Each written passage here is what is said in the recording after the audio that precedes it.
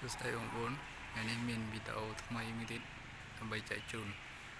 បងប្អូនទស្សនាលេងកម្សាន្តបាទអានេះទូអានេះទូ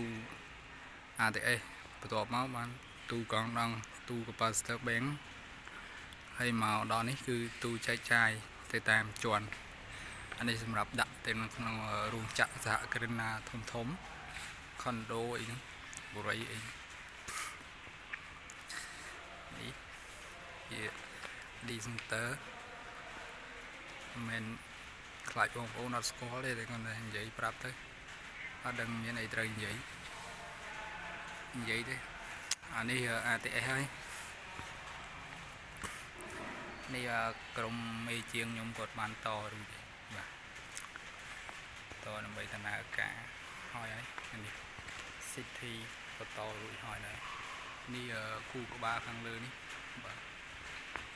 អានេះគឺ ABC វាបច្រាស់ពីខ្មែរផងយើងភាសាចិនបាទហើយនេះគឺជាអំពូលសញ្ញានឹងការត ATS យើងគ្រាន់តែនេះទេមិនទៅពជាលើ start stop អីទេគ្រាន់តែថាយើងតពូលសញ្ញាហ្នឹងគឺនៅពេលដែលភ្លើងរត់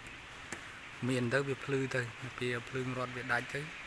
វាម៉ាស៊ីនភ្លើងដើរអានេះវាភ្លឺចឹងទៅណាតែប៉ុណ្្នឹងទេអានេះទូ capacitor bank ទូកង់ដង់នេះគូក្បាលវាខុសប្លែកមុនទៀតនេះវា branching បាទ branching ចឹងมันមាន11 step 11គ្រាប់នេះពូសញ្ញា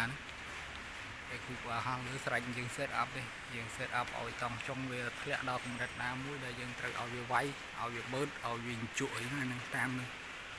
បាទតមកចូលមកដល់ទូចែកចាយតាមជាន់បាទនេះក៏វាមាន City ដែរ Room City មួយនឹងអានេះនេះធ្លាប់ថប់នោះហើយនឹងប្រែតកម្រិតអាកាសអីនេះសាងលេហៅថា disconnection switch DS អានេះបាទនេះដូចគ្នាគីឡូភ្លើងអានេះគឺមាន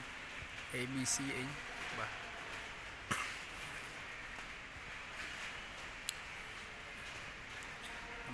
មើលស្ពាន់ខាងក្រោយមេជាងខ្ញុំគាត់កាត់រូចបាទនេះ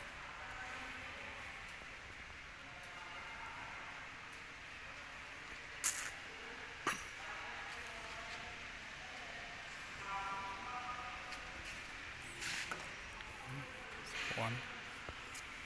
កាត់រូចនេះcapacitor bank ឈិនដែរ